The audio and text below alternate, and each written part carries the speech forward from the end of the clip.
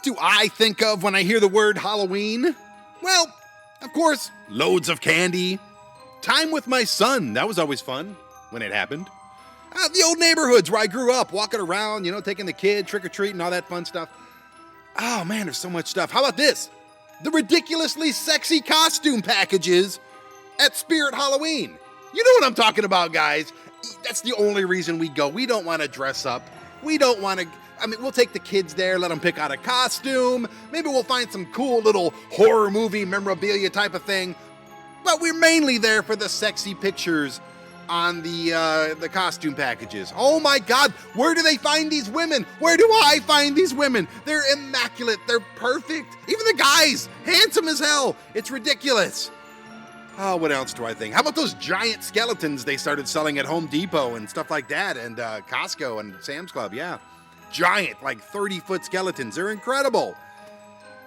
How about stressed out Party City employees? That always makes me laugh. That's the only reason I go to Party City, besides getting those little Lindt chocolate balls, you know what I'm talking about? The Lindt, L-I-N-D-T, Lindt chocolate balls.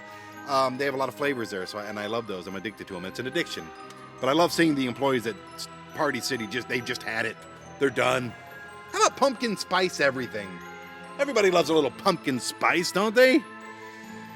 But mainly, these days, I think you're going to think of, whether you think it or not, commercialism. Wow! The corporate entities have stolen Halloween from us and repackaged it and sold it back to us. But anyways, we're going to talk about the good, bad, and the creepy, and the scary, and the fun. It's Halloween! We need to talk about everything on this small blue dot.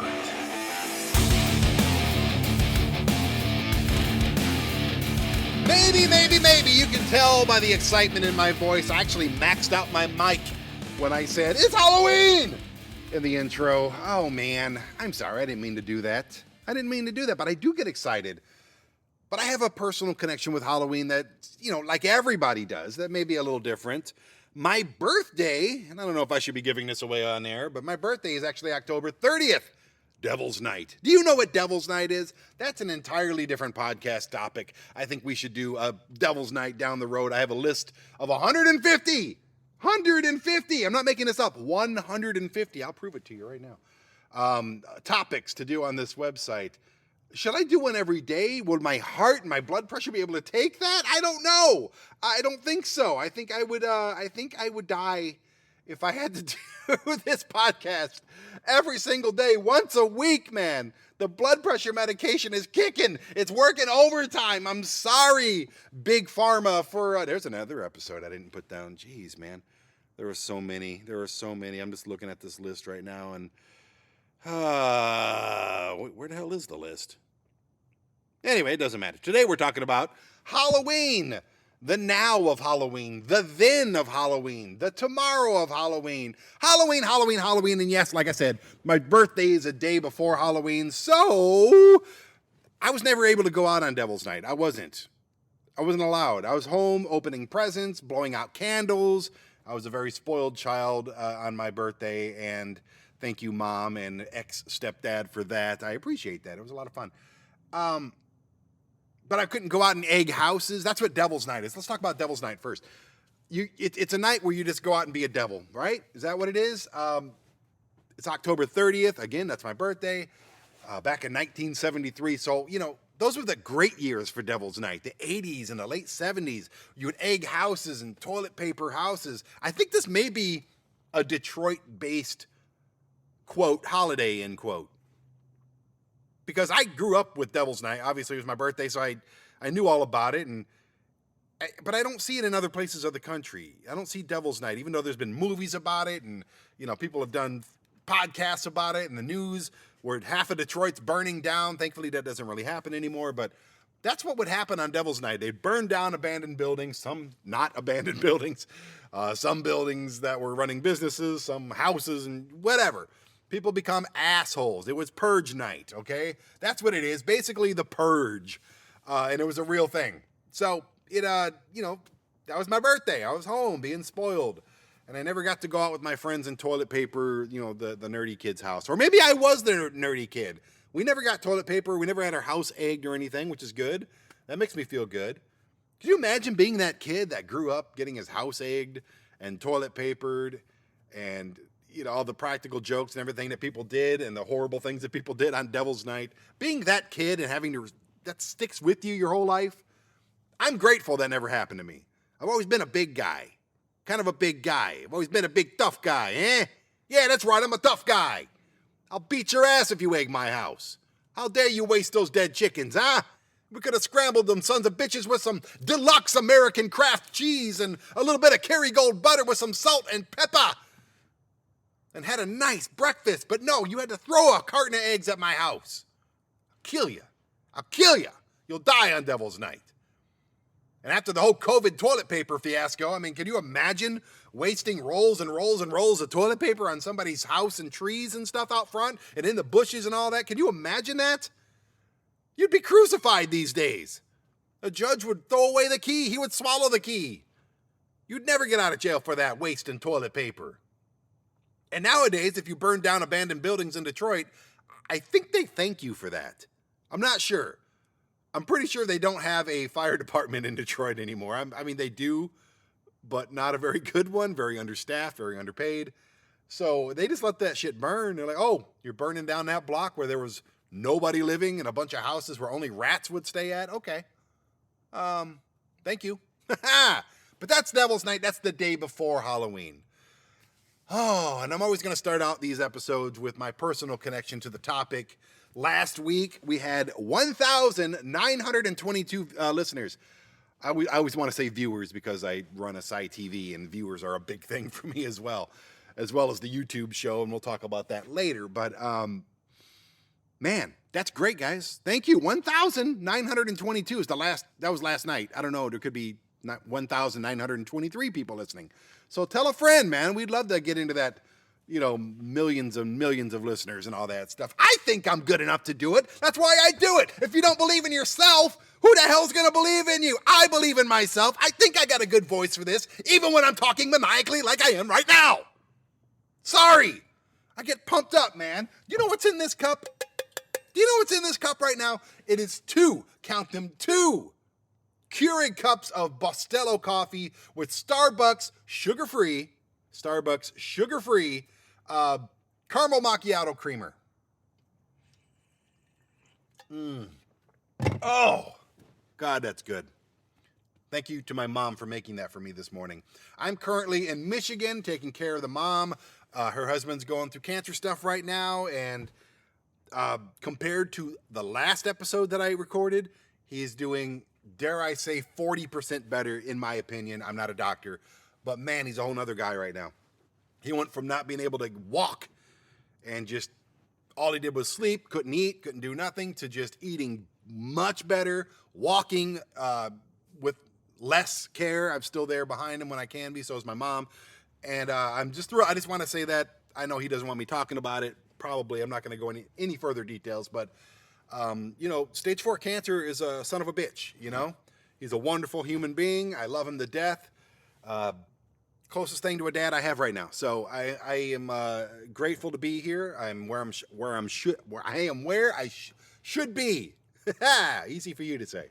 I'm recording this in my van. I'm in a school. It's a Saturday, so there's no school. Yay.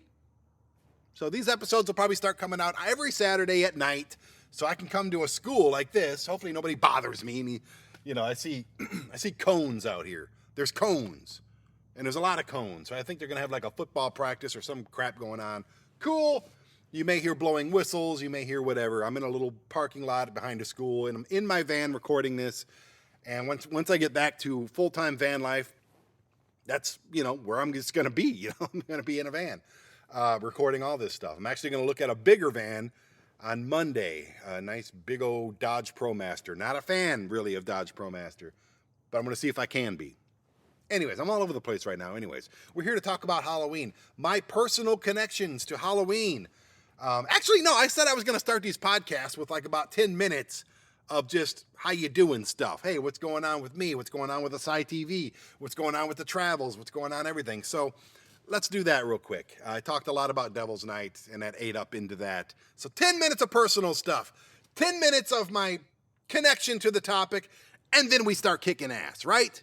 Right. Cool. Perfect. Grand. Okay. So things are good. Like I said, he's doing better.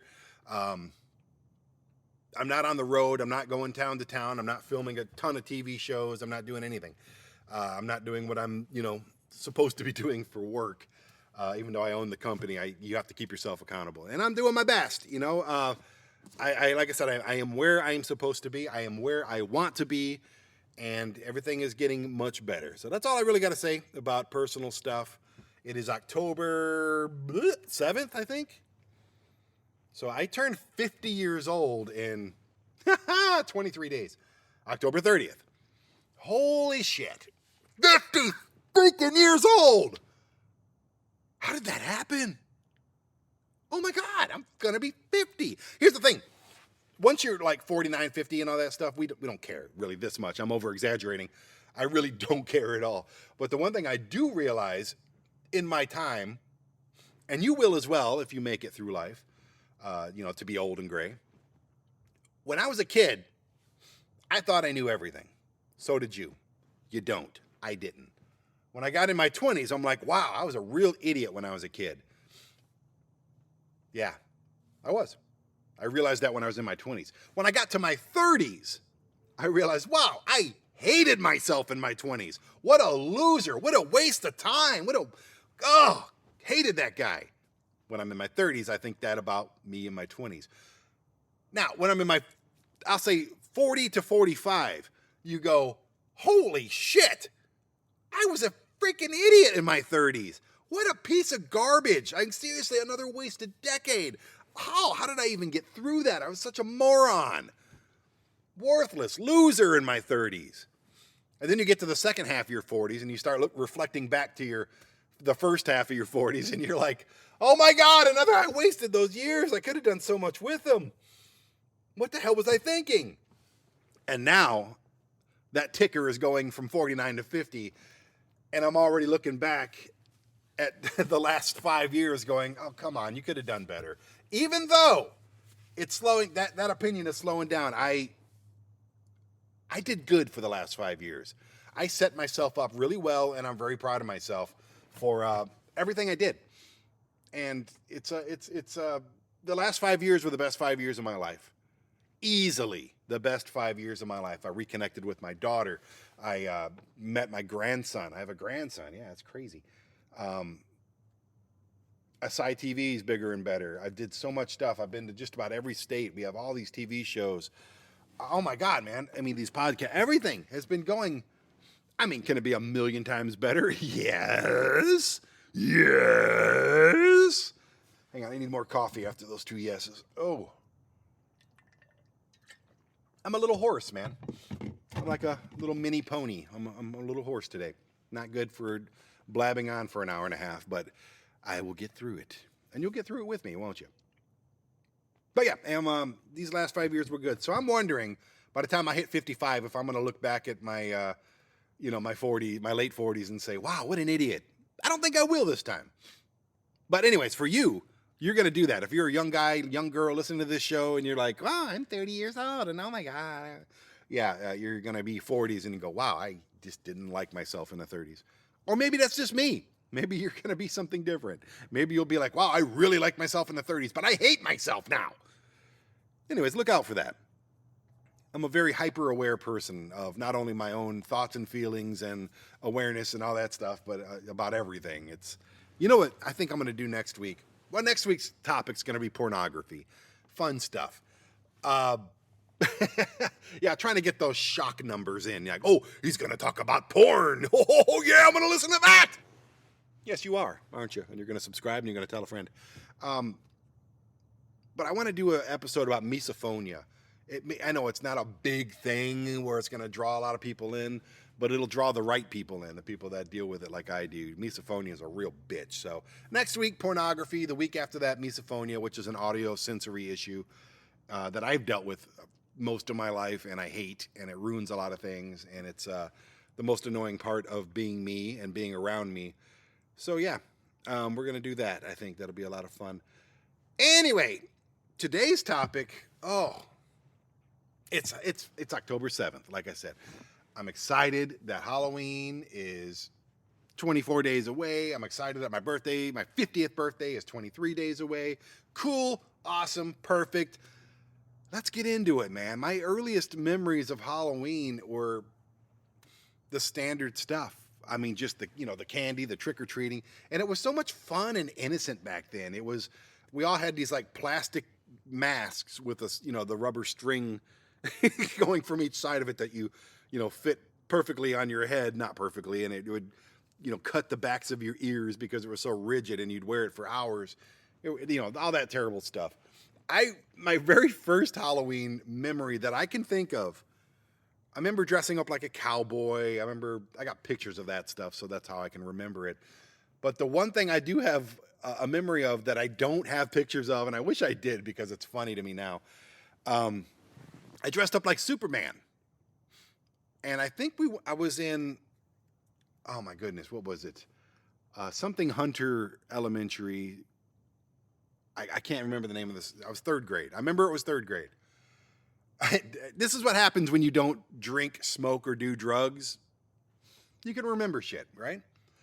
I remember this clear as day. I dressed as Superman. I had the cape. No. We couldn't find a cape. There was no Party City back then, okay? There was no going to Walmart and saying, oh, there's the whole Superman thing. No, we had to build this thing from scratch. And I really want to call my mom real quick.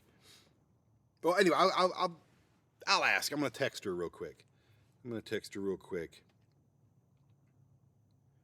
Do you remember the Superman costume you made me in third grade? ? Did you draw the S on my chest, or did you safety pin the S on my chest with paper, period? ?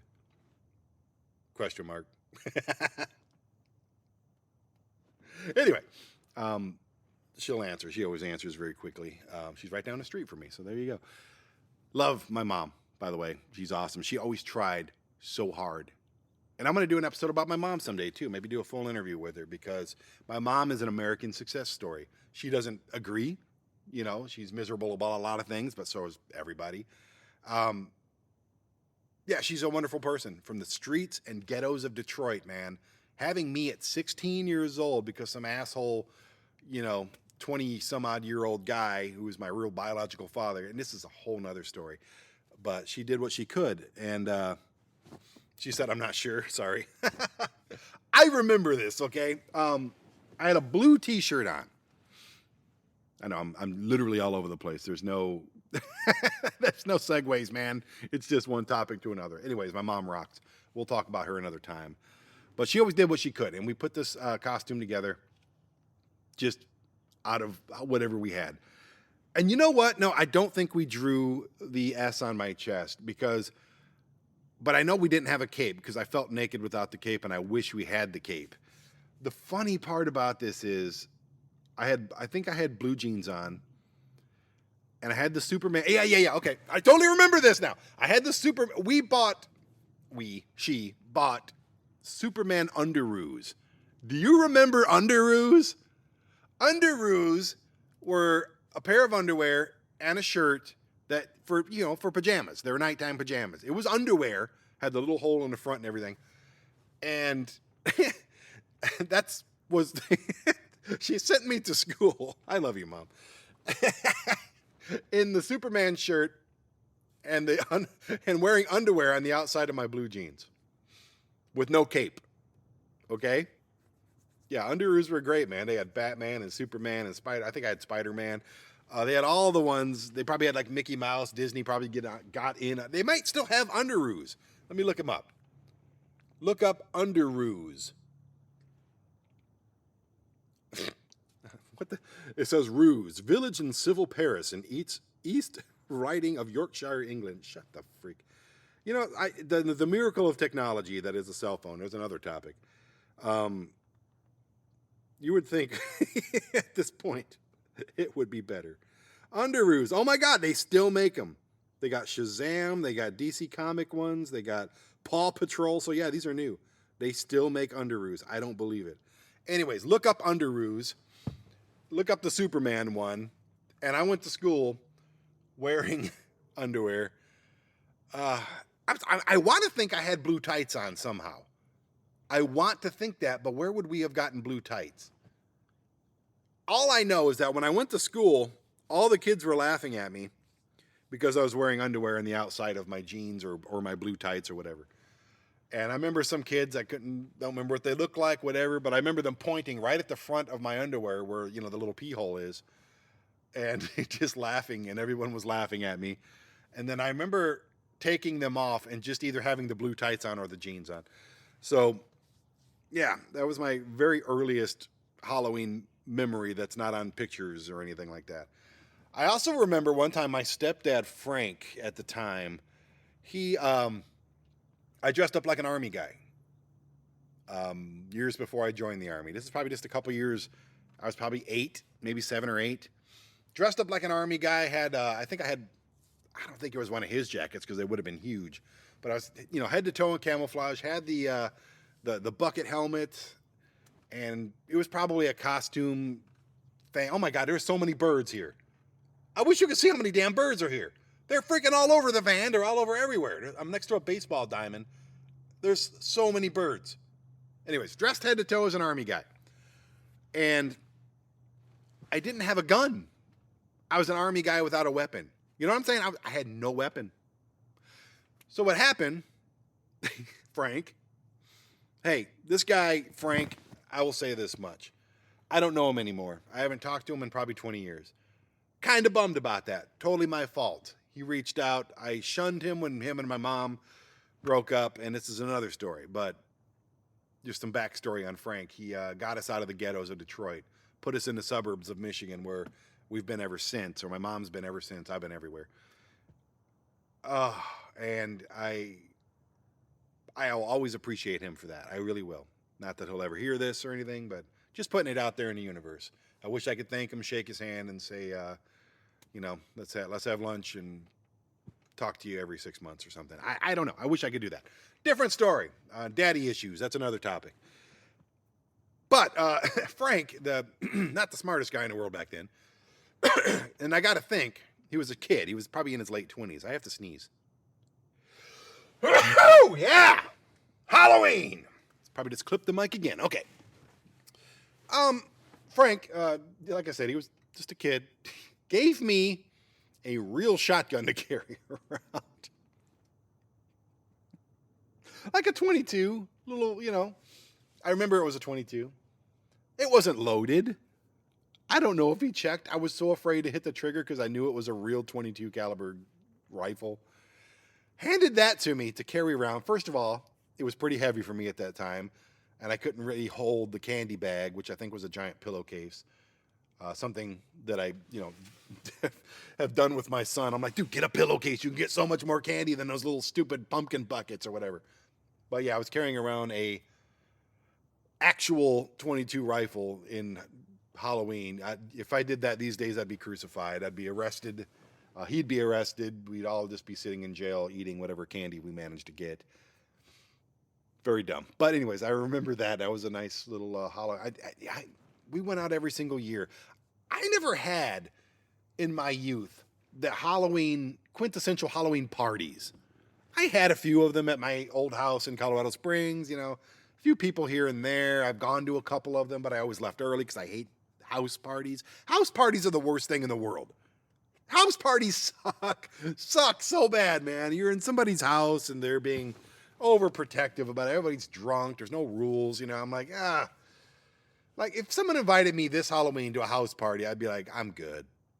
Even if it was like the coolest thing, even if everybody I knew was going to be there, if I did go, I would be gone probably within, I don't know,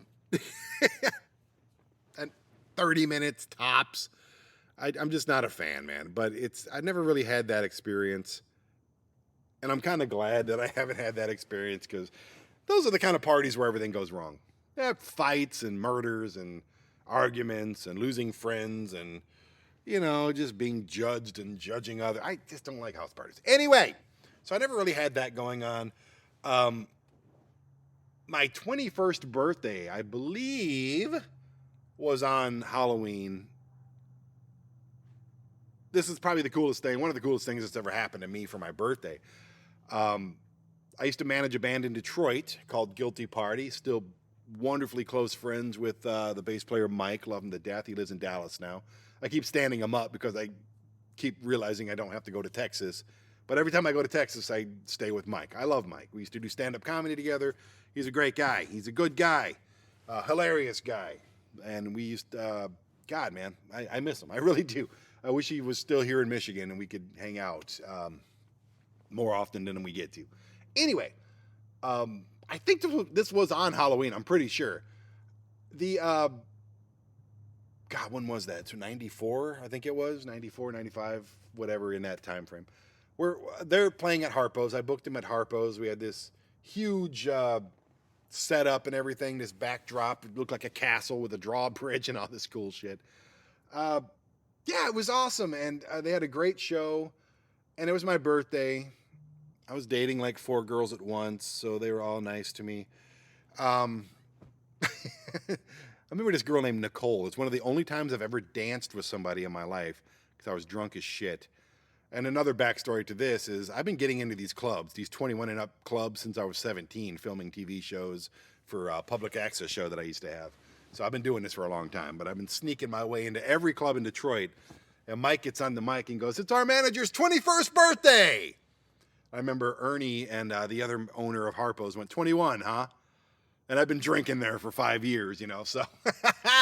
Anyways, he handed me a beer and goes, "Happy birthday." But the thing that happened on stage is while Mike's on the mic,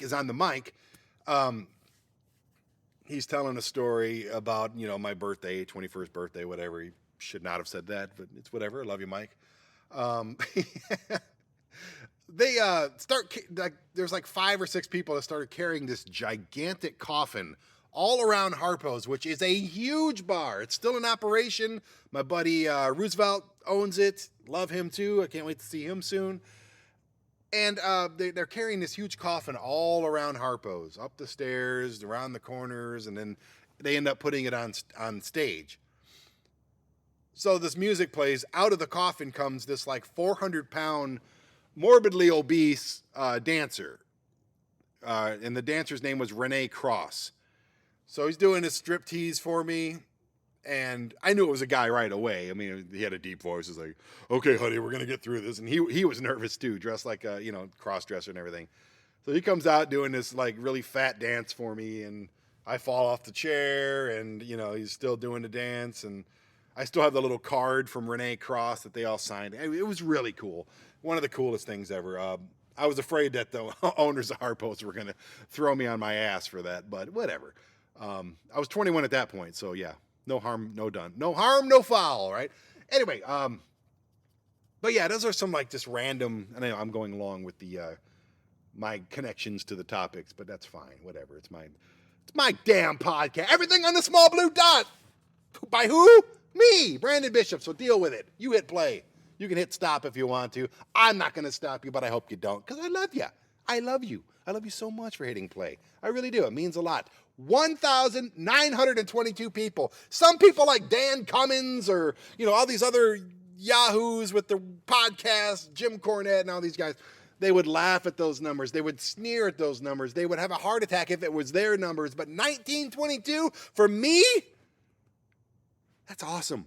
I'm very happy about that.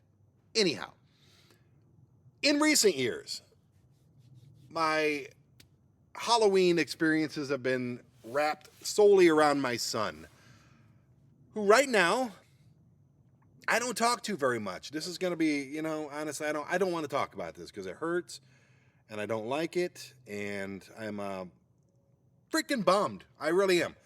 My son turned 16, and then, you know, his birthday's 4 days before mine, so he's a Halloween baby as well. But just a couple years ago, a year ago, he just stopped coming around. I asked him why, and he's just like, "Oh, shit. What? Oh, it must be it's a test. I hope." Anyway, well, there's that. I'm just going to keep talking. What am I going to do? I hope that's a test. Not there missiles coming in or anything. I didn't get any texts. It's 1 o'clock on a Saturday. Is this when they do things? Oh my goodness. Okay. Am I recording like while the apocalypse is going on? Are we dropping bombs? Are we? I don't understand what that is. Anyway, I'll talk over the siren. My son is oh my goodness. I don't see any. I mean, if they were shooting missiles at us or there's a tornado or something, I imagine there would be a text. Didn't they just do that whole text thing where everyone freaked out and all the tinfoil hat wearing conspiracy theory nuts, Trumpers, maggots, all like we're going crazy about it? Was it a real thing to go crazy about? Listen to that. How long does this last? I don't see any bombs going off. That's good. Anyway, I'm trying to talk about something really personal and kind of painful here, and then something goofy happens, of course. That's just the story of my life. My son doesn't come around that much off anymore. Last year,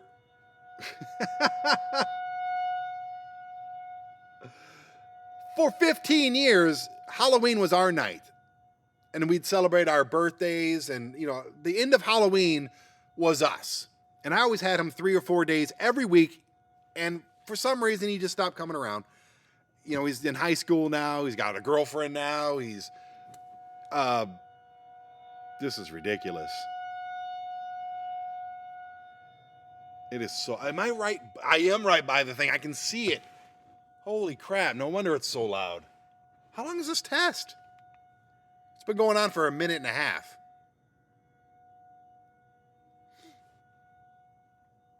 All right, anyway. The kid stopped coming around. He's got shit going on. He's in high school. He's in junior ROTC. He's doing golf club. He's doing all this cool stuff with, you know, he's got more of a family unit on that side of the family. I've always praised them for just being a good family and being good people. But something got in his head and we're just not clicking anymore. And it's really sad and I hate it. He was the best part of my life. And what happens when you take away someone's best part of their life, they move into a van and make that the best part of their life. I'll always be there for the kid. I always love him. But last year was, oh, there we go. Finally, my God, it was a long test, man. Finally, it's over. No bombs, no mushroom clouds. We're good. Last year was the first year we didn't go out and do Halloween together. And I sat at home and I cried. I'm not going to lie to you. I sat at home and I was highly upset. And then we just saw less and less and less and less of each other. I went from having him most of the time for, 15 years to having him none of the time. And it's his decision. I don't know if anybody got in his head. If they did, they can fuck off. You can kiss my ass, and I hope the rest of your life is shit. And that goes to whomever. Anyways, I'm getting off the Halloween subject, but we would go out every single year since his first year. I'd push him in a stroller. And we dressed him up. I remember he dressed up as a pumpkin. He dressed up as Spider-Man. He dressed up as a ninja. We dressed up as Rick and Morty. We dressed up as a taco. We dressed up as a hot dog. We dressed up as... I remember all of his costumes because I just love the kid. Some of them were on repeat. We used those. I still have all those costumes as well. I just, man, I miss that so much. That was our time. I would not be. I'd probably be here to take care of Ron and my mom. Anyway, but it wouldn't be permanent. I'd still have my house in Colorado Springs. I would not have left if I didn't need to. I was just sitting there rotting in Colorado Springs, And this Halloween's going to be hard too. I'm going to be, I'll probably be sitting with my mom and Ron passing out candy to kids that come up, and that's cool. My mom hands out hand warmers and candy, and my mom's awesome.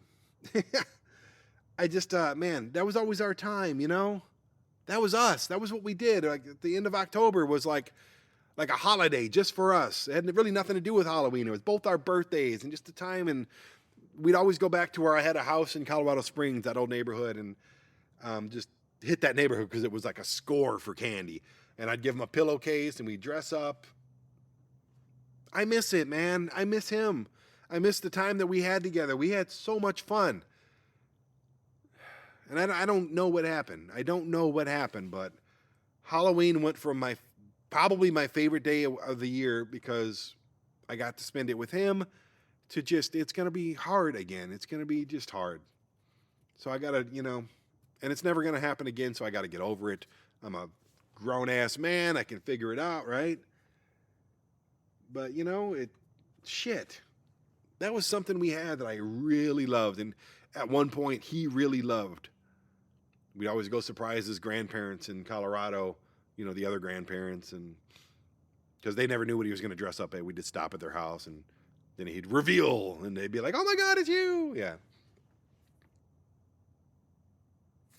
I hate, and I know he's a teenager, he's 16, I get it, I get it, but I don't like it. Just because I get it don't mean I don't have to like it, That was so much fun. I thought we had another year left, I really did, but apparently we didn't. And last year was so hard because I didn't even see him.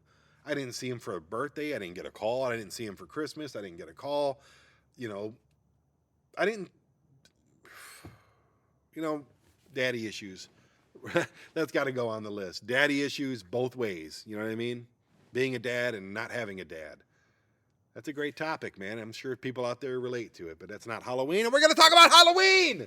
We got the history of Halloween to talk about. And we're 36 and a half minutes into this thing. And I've been drinking a lot of coffee. So hang on for a minute. I got to go take care of something.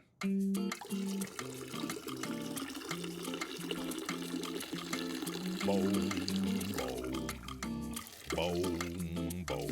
We're going on a pee break. It won't take too long. We're going on a pee break. I've got to drain the dong. We're gonna thank our sponsors. They're the best and that's a fact.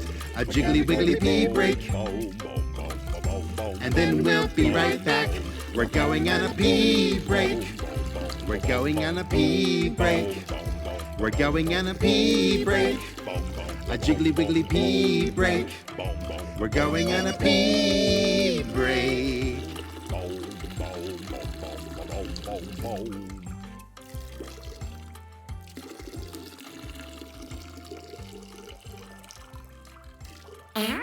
Oh, that feels so much better. I am going to talk about a sponsor real quick that I just renewed with for ASY TV, and I'm going to put them on this podcast as well because I love them.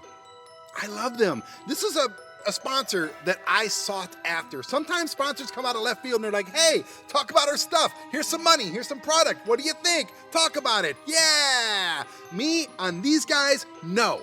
They're the Perfect Gene Company. They're from New York City. You know how I know that? Because their website is theperfectgene.nyc, New York City. Theperfectgene.nyc. Theperfectgene.nyc. I'm saying this again and again and again over this creepy music because I want you to go to that website. I want you to check out The Perfect Gene Company. What is The Perfect Gene Company? They already told you what it is. It's The Perfect Gene Company. It's that stretchy fabric. You ever seen that stuff in commercials and stuff and you're like, wow, I bet you that would be comfortable. Guess what?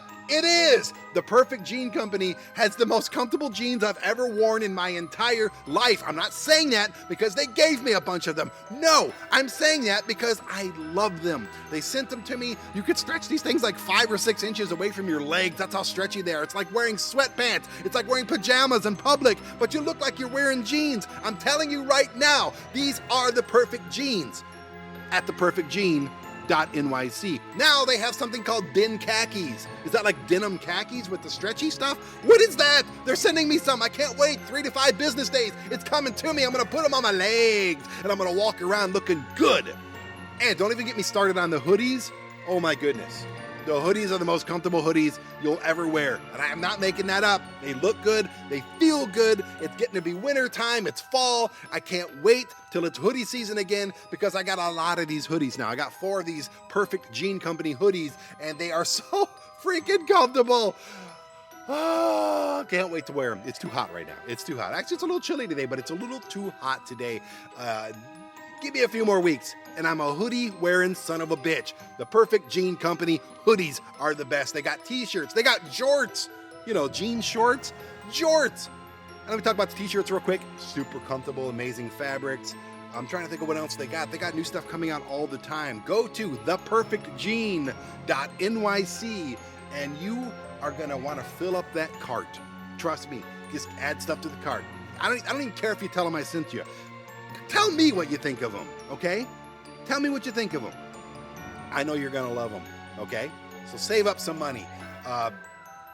Fill your cart at theperfectgene.nyc and thank me later.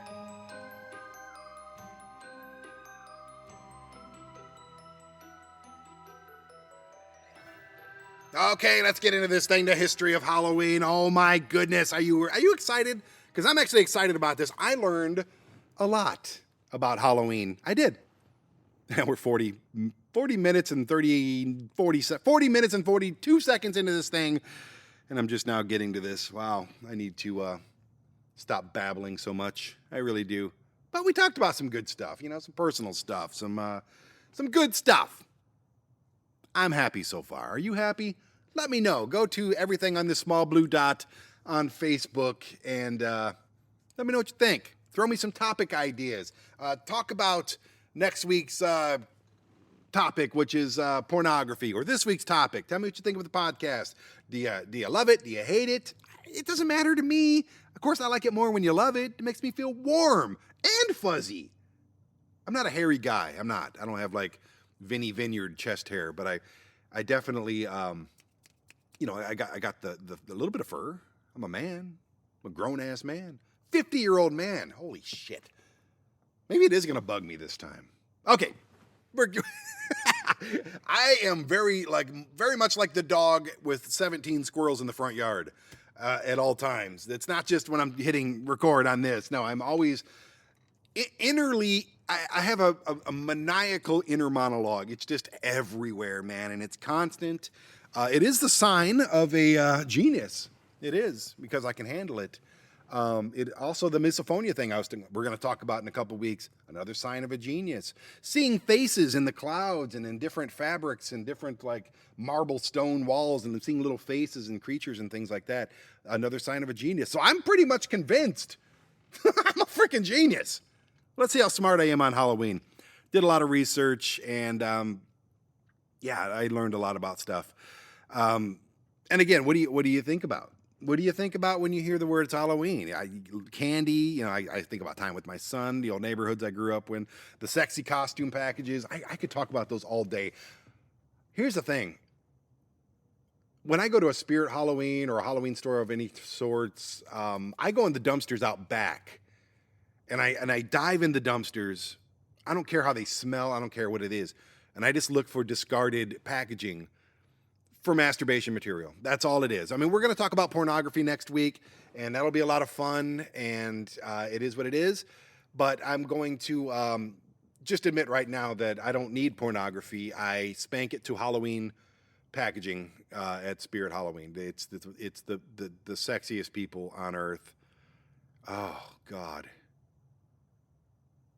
Oh, I got distracted right now. I'm thinking about going over to Spirit Halloween down the street and having me a good time. Yeah. It's a celebration of evil, people. It's a celebration of evil and pumpkin spice. It really is. And there's nothing wrong with either one of those things. Because what is evil these days? What is evil? Evil is a very subjective word. What may be evil to one person may be wonderful to another person. What may be wonderful to one person may be evil to another person. Everyone's a little bitch. Okay? Myself included, we're all little bitches about everything. Oh, that's terrible. And the other person's like, that's cool. What do you mean it's terrible? What? Yeah, but that's another thing. That's another topic, man. I'm racking these topics. I'm just collecting them. And every time I say that's a new topic, I put it in my phone in the notes department, and the list gets bigger and bigger and bigger. Oh, carving pumpkins, man. I did one good pumpkin in my entire life, and it was like this Grim Reaper thing. It came with a little stencil that you carved out, and it came out awesome when you lit it up. I can't remember ever carving another pumpkin in my adult life. I did that with my son a few times. It's a big mess. I like making pumpkin bread. I like making roasted pumpkin seeds. I like stuff like that. It always turns into food for me because I'm a fat ass. But anyway, it's it's a time-honored tradition at this point. Halloween is big money. It's big business. And the funny thing is, nobody really thinks about where Halloween came from. Halloween, the holiday, I mean, it has its roots in ancient Celtic festival of Samhain. It's a Gaelic word, Samhain, I think is how they actually pronounce it in Gaelic tongue. It's a pagan ritual, religious celebration to welcome the harvest at the end of summer, when people would light bonfires and wear costumes to ward off ghosts in the 18th century. I think it was Pope Gregory III designated November 1st as a time to honor saints. Soon after, All Saints' Day came to incorporate some of the traditions of Samhain. I'm just going to say it like the Gaelic people said it. Samhain, even though, Americans will say Samhain. It's Samhain, okay? I can speak English.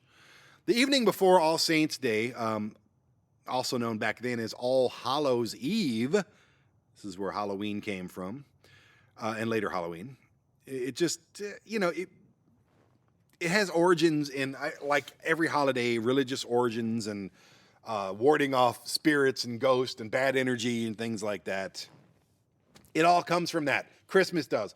Easter does. Halloween does. Thanksgiving probably does. I know there's a Thanksgiving story, but that's also about harvest and everything. So who really knows? We weren't there, I mean, none of us were there. So this is all just stuff that's in the archives at this point. Carving jack-o'-lanterns. The tradition of carving a pumpkin, or a jack-o'-lantern as you may call it, originated in Ireland using turnips instead of pumpkins. Yeah, that's what they had, man. They had potatoes, which they would eat and use as currency, and they would have these turnips that they probably got a little tired of eating. They're like all these turnips that came in with the harvester, and they're like, oh, what are we going to do with all these freaking turnips? I'm sick of turnip salad and turnip soup and roasted turnips. I'm tired of turnips. I know, let's carve little faces in them and ward off evil spirits. It is allegedly based on a legend about a man named Stingy Jack. Okay, where jack-o'-lantern comes from. He repeatedly trapped the devil and only let the devil go on the condition that Jack, would never go to hell.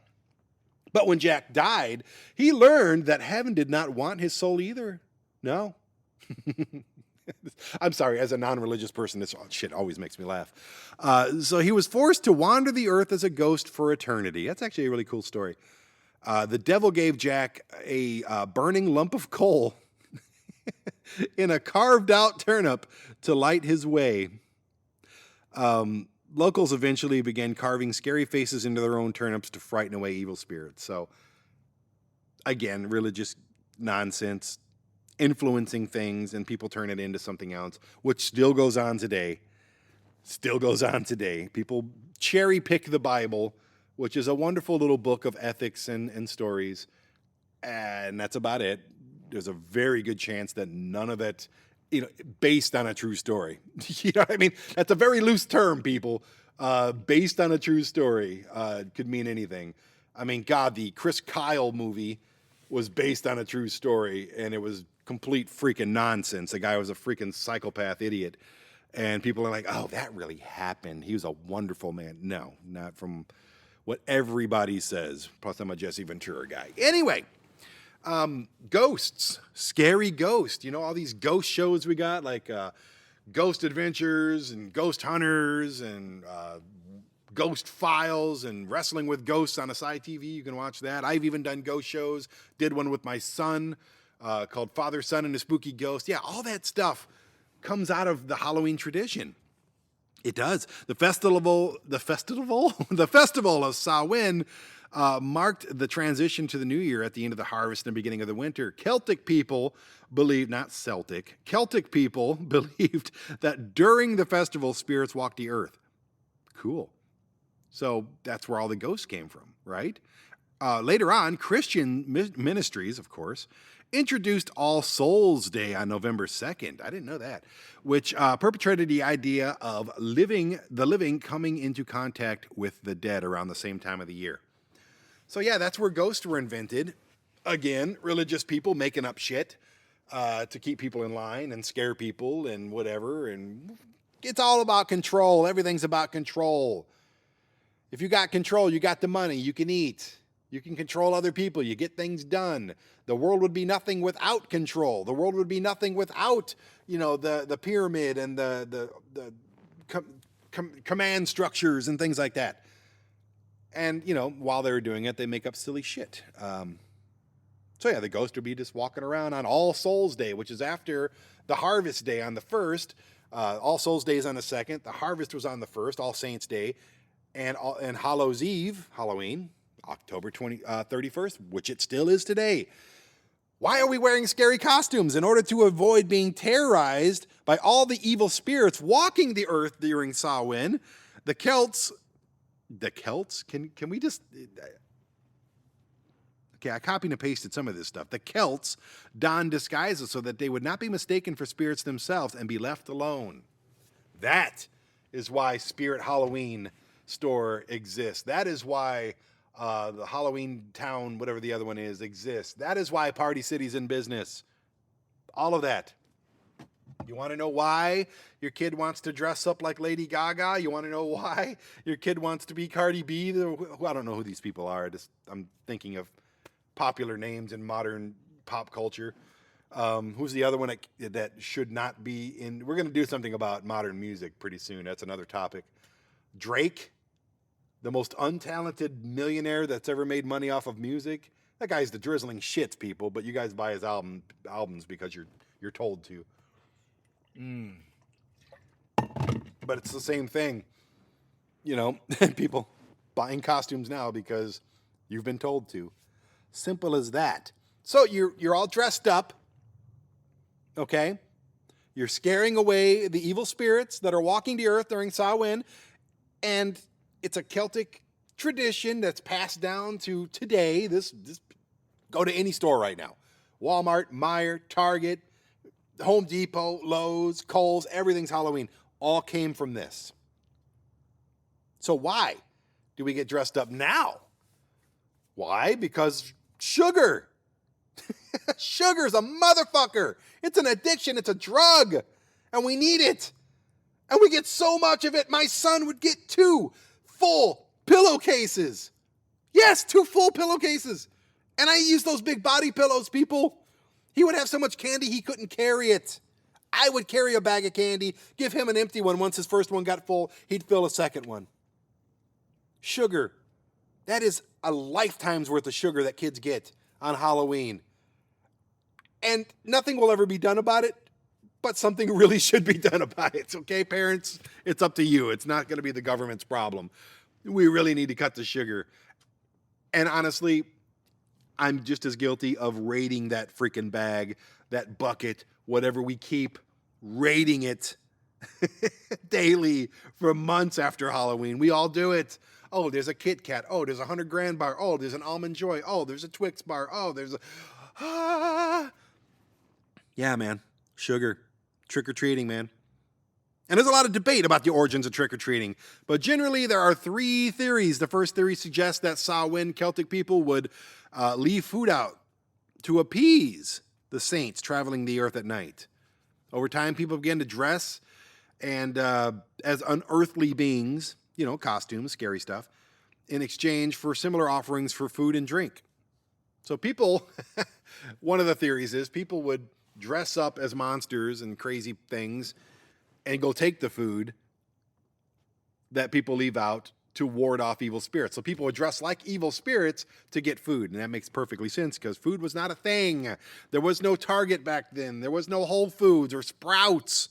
No Trader Joe's. None of that shit existed back then.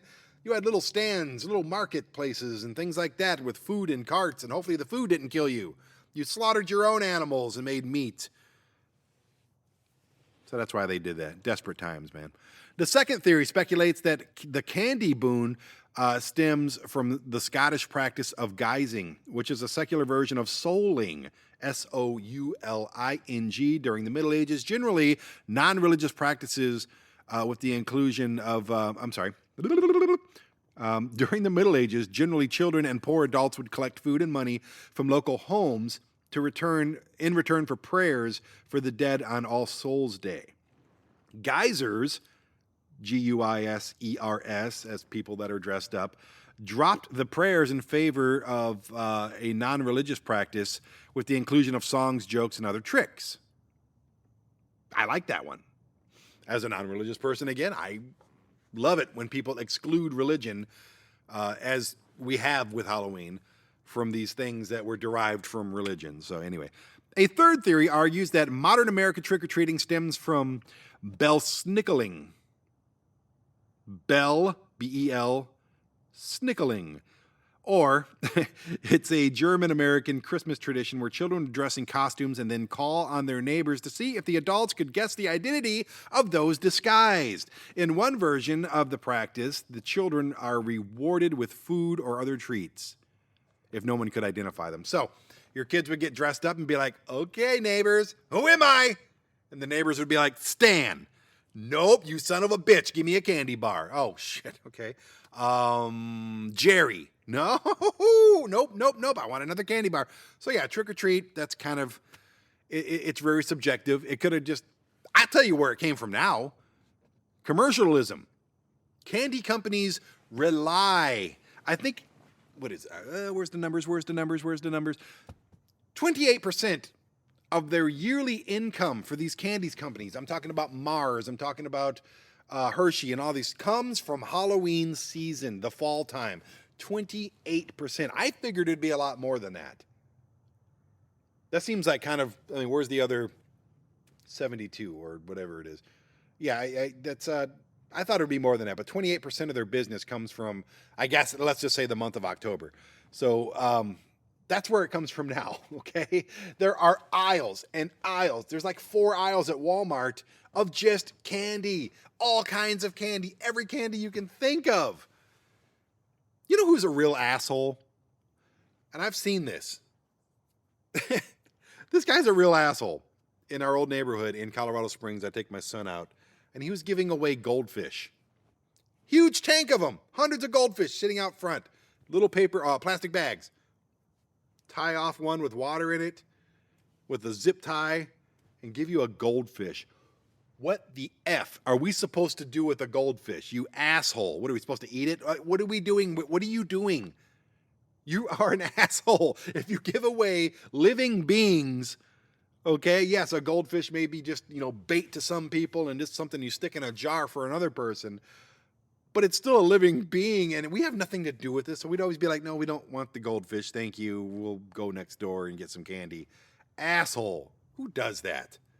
And also, it's a given, but the biggest assholes on earth are the people that put razor blades and needles and poison and shit like that in their candy. It's happened thousands of times around the country, probably more than that. It's sad, it's stupid, and I really hope that if anybody's out there doing that these days with modern cameras and all this stuff, I really hope that, everyone's filming their kids doing trick-or-treating stuff. I just really hope it gets traced back to you and you get put in prison for the rest of your life.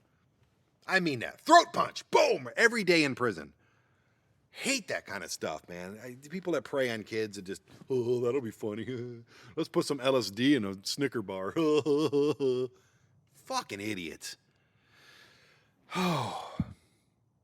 But I mean, trick-or-treating's fun, man. Like I said, for 15 years, 14 years, I had the time of my life every single time, whether it was freezing, snowing, hot out, whatever, the time of my life with my son, just walking for hours, 2-3 hours. And we had a tradition, man, and I miss it. The color scheme for Halloween, the black and the orange, where does that come from? Let's talk about that. The traditional Halloween colors of black and orange, it traces back to the Celtic festival of Samhain. For the Celtic people, black represented death. The souls, All Souls Day, Hallows Eve, it's all this wandering death. And, they come back from the death and they wander and they want to eat your harvest. While the orange symbolized the autumn, which is harvest season, of course. The falling leaves, they're orange. It's beautiful. I'm in Michigan for fall. Are you kidding me? There's no better place to be than Michigan in the fall time. You can argue with me if you want. You're wrong. Anyway, people began to believe that Oh, I'm looking at something different. I am like my eyes are blurry today. I'm jacked up on Bostella coffee. I'm going to continue to be jacked up. So yeah, that's where the colors come from. Black cats. Why are black cats associated with Halloween? The idea of being spooked by a black cat or it's bad luck or any of that stuff dates back to the Middle Ages when these dark felines were considered a symbol of the devil. I've got my army of kitty cats. Yes, they shall roam free. They shall lick their paws and then rub behind their ears to clean themselves. They're gonna purr, they're gonna hiss. Yeah, it's a symbol of the devil. Why? Because they're black, I guess. I don't know.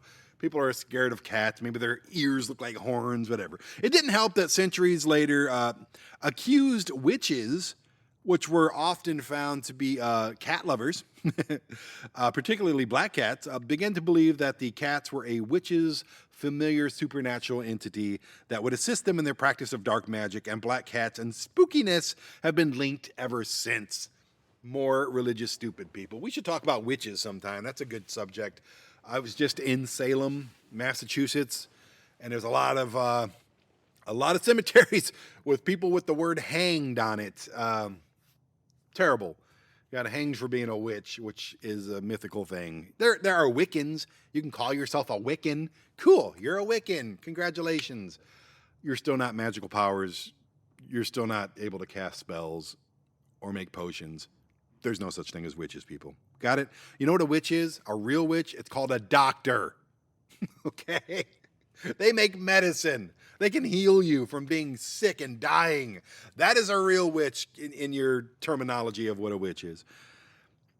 Bobbing for apples. Why did I put this in? Maybe there's a cool story behind bobbing for apples. I have not been bobbing for apples in forever. So do people still bob for apples, or did COVID kill that right off? Bobbing for apples. The game of bobbing for apples has been a staple of Halloween parties for many years. I think people put like liquor in there now or something. I don't go to parties. But its origins are more rooted in love and romance. Oh, shit, I didn't realize this. The game traces back to a courting ritual that was a part of a Roman festival honoring Pomona, the goddess of agriculture and abundance. Oh, okay. So it's more of that harvest stuff. The harvest comes in, back then, everything had a god. There's a god of war, a god of lightning, god of nature, god of trees, god of this. The Pomona must have been the god of love and romance. So cool. Good for her. No, I'm sorry, agriculture and abundance. So good job, Pomona. I bet you she was super hot. While multiple versions existed, the gist of it was young men and women would be able to predict their future relationships based on the game. When the Romans conquered the British Isles in 43 AD, the Pomona Festival blended in with the Samhain, and it became kind of what Halloween is today. How did that work, though? So they would bob for apples. They'd get an apple, and they'd pick it up, and they'd go, oh, I'm going to marry Joni. Joni? Where did that name come from? Joni? Joni and Chachi. Yeah, Chachi was bobbing for apples. He picked out Joni's apple. Is that how you did it? I don't understand that. Anyways, that's how bobbing for apples got started. Pranking, one of my favorite things to do. I am a ribber, man. Yes, I've been in pro wrestling. I was a pro wrestler for over 20 years, and I've been in many locker rooms, and we call it ribbing, and we'd always mess with each other and goof around backstage because that's just what you do, and it's a lot of fun. I never did anything too cruel, but felt like it sometimes. Pranking, playing pranks often varies by region, but the pre-Halloween tradition known as, there it is, Devil's Night is created. That's a pre-Halloween tradition. So Hallows Eve how did Hallows Eve come before Halloween? That's weird. Anyways, it's credited to a different origin depending on the source. Some say that pranks started as a part of May Day celebrations, but Samhain and eventually All Souls Day also included good-natured mischief. And the Irish and the Scottish immigrants that came to America, they brought with them the tradition of celebrating Mischief Night as part of Halloween. So that's where Devil's Night came from. Devil's Night is a Detroit tradition. And yeah, and again, it's also my birthday. So wish me happy birthday on Devil's Night, then go to your neighbor's house that you don't like, throw toilet paper in his trees, egg his front door, light some shit on the porch, and run away. And while you're lighting shit, you can light some candles and bonfires. For much of the early history of Halloween, towering bonfires, like Burning Man, were used to light the way for souls seeking the afterlife. That makes sense. These days, lighting candles have generally replaced the large infernos, the traditional blazes and all that stuff. So that's kind of cool. You got a dead relative or something, and then go towards the light, Caroline. And they see the big bonfire, and they all walk towards it, and they're like, holy shit, dude, this is hot. Is this supposed to be hot? I'm a ghost, but this is really, really warm. Ow, and then they burn alive in the afterlife, or they burn dead in the afterlife. Oh. I am on this new diet. I told you, I only eat after 3 p.m. and before 8 p.m. Now there's sirens going on in the background, an ambulance. I hope everybody's okay. Hope it's not my people. Nope, they're going the other way. Okay, cool. So I only eat between 3 and 7 every day, and I've been dropping weight like crazy. I'm not hungry. I eat a lot, not too much, but a lot, and sensible meals between 3 and 7. It's 1:38 right now, and all I have in me is a half a cup of coffee and another half to go. So if I sound jittery and a little all over the place, that's probably why. I'm actually kind of hungry right now. But I don't want to talk about that. The reason I did talk about that because candy apples is my next subject. For centuries, people have been, I love candied apples, man. Caramel apples, are you freaking kidding me, man? Caramel apples with like toffee just like stuck to it. There's a Rocky Mountain chocolate factory up in Colorado, and they got them all over the place now. But son of a bitch, it's an apple on a stick. And they dip that son of a bitch in caramel, and then they stick all this toffee, like a whole 5 candy bars worth of toffee, to the outside of it. And then they drizzle chocolate, white chocolate and regular milk chocolate all around it, and then they give it to you. Sometimes they cut it up for you. And I'm just looking at this thing going, oh my God, this is going to kill me slowly. This is taking days off my life, but I'm going to eat it. Why? Because I have no willpower. I'm a son of a bitch when it comes to, I'm an asshole when I eat things. I've eaten so many of those in my life. I've probably taken a year off my life just for caramel apples. But for centuries, people have been coating fruit in syrup as a means of preservation. But during the Roman festival of Pomona again, the beautiful goddess of agriculture and abundance, they've also often represented by and associated with apples. Her name derives from the Latin word for apple, pomum. I didn't know that. That's how you say apple in pomum. And the fruit is at the heart of harvest celebrations.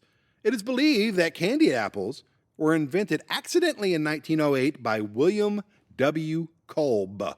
Kolb, if you want to look him up and celebrate that man. I love that man because there's caramel on an apple. The apples are already sweet. I could just eat the apple. There's enough sugar in that apple to last me, to cure my sugar tooth. I could just eat the freaking apple, but no! There's like a half a centimeter all over it coated with beautiful, wonderful caramel. And then the toffee on top of that, and sometimes they put fucking sprinkles on it. God damn it. Oh!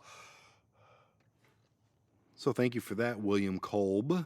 He was a candy maker in Newark, New Jersey, and as the story goes, Kolb was experimenting with red cinnamon candies to sell at Christmas time, and he dipped apples on sticks into the red glaze, so this is more candied apples, not caramel apples, and put them into the shop window to showcase his new candy. But instead of selling the candies, he ended up selling the apples to customers.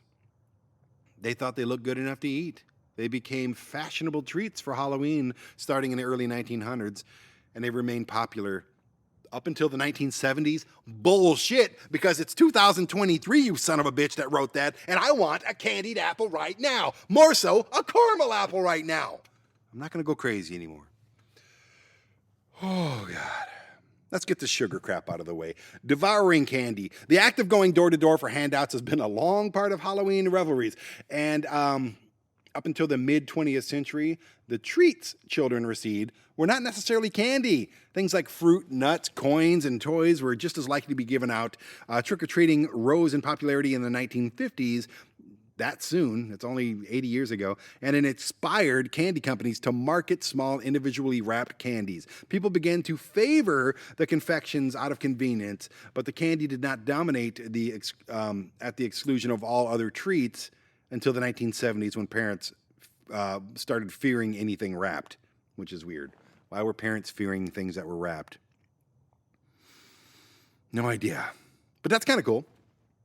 Could you imagine back in the 1920s going trick-or-treating and someone gives you a toy? Or someone gives you a Cornish hen? That would be kind of sweet. Someone gives you an apple. I remember getting apples in the 70s and 80s. Coins? Getting money? I've gotten money before. Little pennies and nickels and quarters and stuff. That's pretty cool. I think they still do that. Okay, everybody's favorite candy. Candy corn. A candy maker at Wonderly's Candy Company in Philadelphia are sometimes credited with inventing the tricolored candy in the 1880s. But candy corn did not become a widespread sensation until the Golitz Company brought the candy to the masses in 1898. Candy corn was eventually called chicken feed, and it's sold in boxes with the slogan, "Something worth crowing for." Initially, it was just an autumn candy because the corn's association with harvest time. Candy corn later became a Halloween-specific candy when trick-or-treating grew in popularity in the 1950s. There is such a debate about candy corn, and I don't know what the debate is all about. Candy corn is freaking delicious.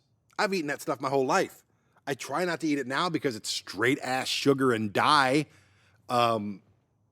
That's all it is. It's sugar and dye, okay? There's a reason it's different colors, and it's just straight sugar. That's all it is.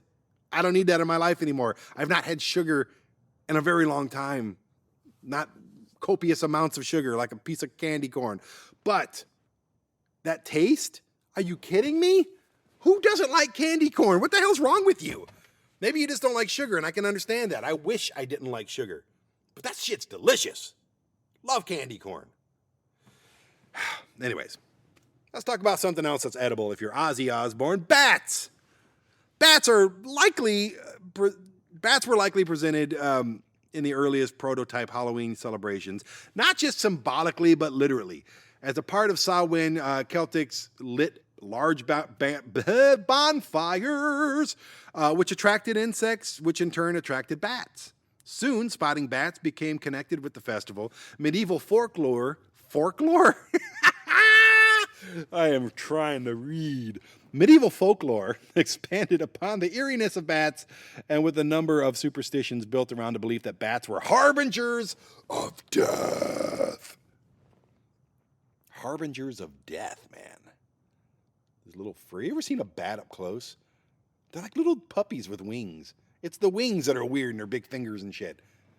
But if you take the wings away, like you take a bat, a living bat, you hold it in your hand, you cut the wings off, it would suck for the bat. But it would be so cute after it's done screaming. I like bats. I do. I think bats are adorable. Commercialism. Let's talk about that for a second, why don't we? Every year when Halloween rolls around, everyone's mind drifts to the thought of Halloween. It really does. We're all excited about it. It's cool. I think everyone has a little evil streak inside of them, whether they're the Pope or a preacher or a conservative Christian evangelical who loves Jesus. Yeah, none of those people should be celebrating Halloween, right? It's like, what are you doing? That's not a thing that you should be doing. It's evil. It's a celebration of evil. No, it's to ward off evil spirits. Oh, yeah? Then why did you just go to that haunted attraction right there where you walk in getting scared by demons? Why is that kid right there dressed like Satan? Well, that's just... No, shut up! Shut up! Sick of you people. Anyways, even in the month of September and in some cases August, stores already have Halloween festivals, festive sections filled with candy and pumpkins and big 17-foot freaking skeletons and inflatable things you put on your lawn and all that fun stuff. Little kids are determined to have the best costume and fill their bags to the brim with candy. However, especially for high school students, Halloween just isn't what it used to be. And I totally agree with that. For older kids, Halloween is the prime time to play tricks on people. Toilet papering, that's devil's night. What are you talking about, man? Companies must compete to make the best costumes that people will want, and of course, the best candies and the amount of candy that is sold. Companies and brands produce decorations as well as costumes and candy and take. Honestly, this country spends $6.9 billion. And I stopped reading that other thing just because it was kind of dragging on, saying the same thing over and over again. But $6.9 billion really stood out in that paragraph. And that's how much now we spend, according to the National Retail Federation, $6.9 billion on candy and Halloween decorations and just costumes and fun stuff like that, along with the basic Halloween items, that people are buying. That's pumpkins. I mean, how much money is spent on pumpkins every single year? There's no data for that. I don't think you couldn't possibly know that, could you? How much money did you spend? How much does a pumpkin cost? I've not bought a pumpkin in forever. I might go get a pumpkin and put it out in front of my mom's house. Why not? Why the hell not? Obviously, Halloween has become such a big holiday. It is celebrated all over the United States and pretty much all over the world. It is a smart and strategical move for companies to take advantage and gain a profit because Americans are seeing Halloween in a commercialized way these days. Yes, and that takes away from the magic if you ask me. I don't know. Maybe it adds to it. Maybe it's just more accessible and it's just too easy now. You can look like, honestly, if anybody wore the costumes that are readily available for $100 right now, back in the 70s or 80s, that would be mind-blowing. That would be like super special effects. That's better than anything you've seen in the movies. It's so accessible and easy now. We had to make our costumes. I wore underoos to my 3rd grade class on Halloween. Are you kidding me? I carried around a real rifle. Anyways, I always get a little thrill when Halloween approaches. The holiday is dedicated to just some fun stuff. What's not to like about it? But I've also come to anticipate that this day is just, it's a little foreboding now. It really doesn't have any feeling of the old Halloween stuff, the All Souls Day. That's the thing of the past. All Hallows Eve, all the cool stuff that Halloween used to be. It's all gone. All the Gaelic stuff, all the Celtic stuff, all of the traditional stuff, which thankfully the religious stuff is out of there, but give us one holiday without God all over it, please. Oh, Jesus has got Christmas and Easter. No, I'm done with that. Just give us this one. Keep the religion away. But it just, the commercialism of it has ruined it for, me, a 49-year-old man. But this holiday's not for me, a 49-year-old man, soon to be 50 the day before Halloween. It's not for me anymore, okay? And it's hard to realize that sometimes, that certain things are just not for us anymore. They're not. It's not for us. It really isn't. It's for the kids, man. Let the kids have fun. This is all they're ever going to know of Halloween, okay? That's all they're going to Target and picking out a freaking costume and trick-or-treating in their neighborhood. And you know what? That's good enough for a lot of them. It was good enough for my son for the last 15 years and when we did it, and it's good enough for a lot of kids now. That's because that's all they know.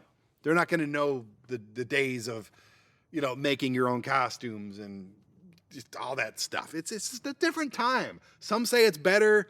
I say it ain't. Quoting Billy Joel. President and CEO of National Retail Federation predicted spending was $6.9 billion this year. Consumers are ready to take, in his quote, consumers are ready to take advantage of promotions or candy, decorations or costumes, and retailers are ready to serve them. And yeah, man, I mean, $6.9 billion. That's right up there with like what we spend on food. Maybe not food, but like certain kinds of food and different things, popular things out there. It's huge. It's not going to be Christmas numbers by any means. Today, the word inexpensive is really no longer a word that we can associate with Halloween. While we did spend $6.9 billion, let's just say $7 billion, it's not much compared to the $630.5 billion holiday sales in November and December for Christmas and stuff like that. So, Halloween has some catching up to do. But I'm glad it's not as commercialized as Christmas. It's commercialized. Don't get me wrong. I mean, August comes around and there's Halloween stuff in the store. But there's also Christmas stuff in the store in September. Drives me crazy. I was just in Home Depot today getting some keys made, and there's a whole Christmas. I'm like, no, it should start the day after Halloween. You got 2 months, okay? There's only 12 months in a year, okay? You got 2 months if you start the day after Halloween to worry about Christmas. Don't even worry about Thanksgiving. That's just dinner, okay? If you want to put an inflatable turkey on your lawn, have at it, brother. But no, just don't do that. It's bad enough, the Christmas music and everything and all the stores and everything. I like Christmas music, but not mindless amounts of it. It's insane. Honestly, Halloween is just a reason to make a buck these days for corporate entities. It's still fun for kids, but it can't be as fun as it was, let's say, from 1995 and before. It's still a fun thing for bored women in their 40s and nerdy dudes in their 30s to collect Nightmare Before Christmas decorations and dress up hoping they look as cool, as sexy as the amazing women on those packages. Oh, the costume women, packages women. Oh, where are they? Like, seriously, I want to be on the casting couch for that. What? Come on. They're so hot. Oh, my goodness. But yeah, you don't look like that. You don't. Guys, you don't look like that either. I'm not just being hard on the women who are trying to be a sexy French maid or a sexy nurse for Halloween. No, it doesn't matter how sexy you are. You're not going to look as good as the girls on the boxes. Nope, not going to happen. Nope. But anyways, it's a gimmick. Halloween is a gimmick. It's a cool gimmick. It's a celebration of creepy, scary ghosts and witches and creatures and pop culture personalities. It's both extremely annoying and extremely fun and cool and not cool. And I like seeing kids trick or treat, though. I do. I think it's cool that they're out there, they're doing something, they're making memories like I had and like you had and all these people had, and they're just out there doing stuff, fun stuff. It's something fun to do. It should be a day off. It really should be a day off. Why do kids go to school on Halloween? Why? It makes no sense. That should be a day off of school. We get Thanksgiving off just so we can eat a freaking turkey. We get Easter off just because some zombie Jesus crawled out of a rock or some shit. Why can't we have Halloween? It's everybody's favorite holiday. Why? Tell me that. I loved Halloween. I did. I loved Halloween, and I love trick-or-treating. The pounds and pounds of candy. My favorite Halloween, of course, I'll say it again, was with my son for 15 freaking years. You know what? I shouldn't be sad that it's over, even though I am. I'm just happy it happened. That was one of those things. I like the haunted houses. I filmed the TV show with Hellscream Haunted House, all their locations up in Colorado Springs for almost 7-8 years.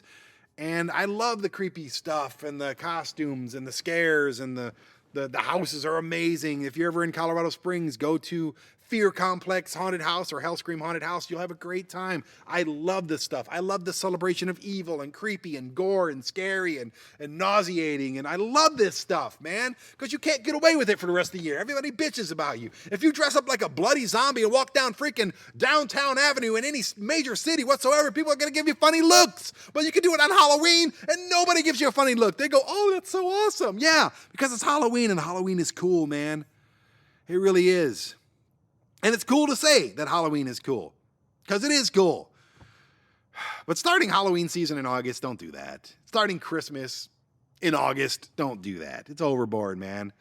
At least it's not as insufferable as Christmas, Halloween. Or 4th of July. Oh, God, I hate 4th of July. 4th of July is my least favorite holiday. Why? Because the assholes with the fireworks. Another episode. I won't go there.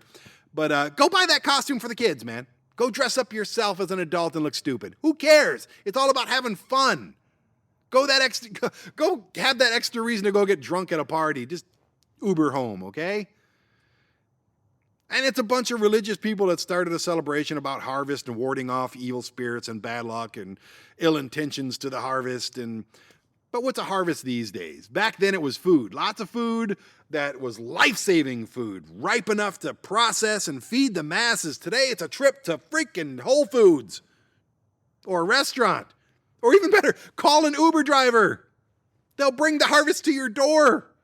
It's having a fridge and a freezer full of food to just grab anytime you'd like. That's what Halloween's about, believe it or not. That's the roots of Halloween. And instead of warding off evil spirits with disguises and carved up turnips, we just have a lock on our door. and alarms and cameras everywhere now and guns. Yeah, we'll ward off those evil spirits. Try breaking into our house, see what happens. Try breaking into my van, see what happens. You will be warded off violently. But how good do we have it, man? How good do we have it? Keep that in mind when you go to the Halloween office party in your sexy nurse outfit. Or every house that you walk up to when the kids are trick-or-treating that has a porch light on. Keep your porch lights on, people. That's another thing. Keep the porch light on that says, hey, I got candy. If you're not having candy, turn your stupid porch light off. That's just how it is. But be thankful, okay? Be thankful. Or work hard on being thankful. Try to work harder on being a thankful person on Halloween, because that's really what it's all about. This is more of a thankful time than Thanksgiving, okay? Thanksgiving, pilgrims, whatever, blah, blah, blah. Maybe we'll do an episode on that. But this is when the harvest came in. And you have your harvest now, most of you. Halloween should offer just enough gratitude to be an actual day of gratefulness. It really should be. This is Thanksgiving, because that's when the harvest came in and everybody can eat. And when you go to your refrigerator and you look in there and you're like, oh, look at this. I got pork chops and I've got Brussels sprouts and I've got some leftover Taco Bell up there. Be thankful for that on Halloween, because that is your harvest. Are you following me now? All right. Next week, we're going to talk about something naughty, people. Yes, I'm trying to spike the numbers by talking about something controversial, but we're going to talk about the history, the then, the now, my history. I actually have history in the porn business. I'm not, oh boy, I'm going to come out with this. Next week, we're talking about pornography, and it's going to be fun. And there's a creepy dude out here, like, crawling around in a swamp. Right behind my van, there's a swamp. There's a baseball field, and then there's a swamp. I don't know what he's doing out there. But if it's an evil spirit and he's trying to collect my harvest for my new Alpacool refrigerator I have in the van here, I will ward him off with a 9mm. I don't need a scary ghost mask. Anyway, be thankful. Halloween is about gratefulness. It's about the appreciation of the incoming harvest, and that is what a little, as my mom has been saying, it drives me crazy, the word, a little titch. I don't even know if that's a real word, but she likes it, and she loves driving me crazy by saying just a little titch of Halloween should be about your harvest, your personal harvest. Again, go to freaking Meijer, go in the grocery aisle. That is your harvest, okay? It came in. The masses are being fed. Hallelujah. But I will see you next week when we talk about pornography. And it's going to be it's not going to be all dirty stuff. I'm not just going to talk about everything I've jerked off to. I will talk about a lot of that, but it's a very open and honest, naughty episode of Everything on the Small Blue Dot with Brandon Bishop. I am Brandon Bishop. Go to ASYTV.com or find ASY TV on Roku and watch my life's work. That is my television network. You got Netflix, you got Hulu, you got Amazon Prime, you got HBO Max, you got all of these pluses and maxes and all that stuff. Now, add ASY TV, ASY TV. It's only $5 a month on Roku or at ASYTV.com. All original programming, almost 40 different shows. We film everything, movies, documentaries, all kinds of awesome stuff. Filmed and produced by me, most of it. Come on. If you're listening to this podcast, if you're one of the 1,922 people that listened last week, and who knows how many is going to listen to this week, then I think you like me. Don't you like me? You really like me, don't you? You really like me? Yes, I think you do. So go check out my life's work on ASY TV. Go on YouTube. Look up the ASY TV. Do I have to keep spelling it? The ASY TV Van Life YouTube show. It's all about my travels all over the country and filming behind the scenes stuff and just general life. We're down to doing one episode every Monday because I'm in this situation here in Michigan, taking care of the folks. And there's really nothing that interesting. So by all means, go there, subscribe to that. It really helps out a lot. And yeah, do that, YouTube. And I got a minute left to talk about something. Oh, I got to play my goodbye song. So thank you for listening to this episode of Everything on a Small Blue Dot with me, Brandon Bishop. The Halloween episode next week, we're talking about pornography. Yes, we're going to go balls deep into pornography. Thanks for listening. All right, I wrote this song because I wanted you to feel the way that I felt at the end of The Incredible Hulk back in the 80s. That sad music as he walked down the road by himself. I I think I cried every single time, every single episode as it ended. And I never forgot that. And I don't want you to forget me. I want you to want me. I want you to miss me as I walk down that long, lonely road. I want you to subscribe to this podcast. I want you to go to ASY TV on Roku, on ASYTV.com, spelled ASYTV.com. Subscribe. It's only $5 a month. That's my life work. I want you to go to the ASY TV YouTube page. Subscribe to that. Watch every episode every Monday, Wednesday, and Friday. There's so much that I want from you. I want for us to share. But I'll have to settle for this song for now. And here it goes.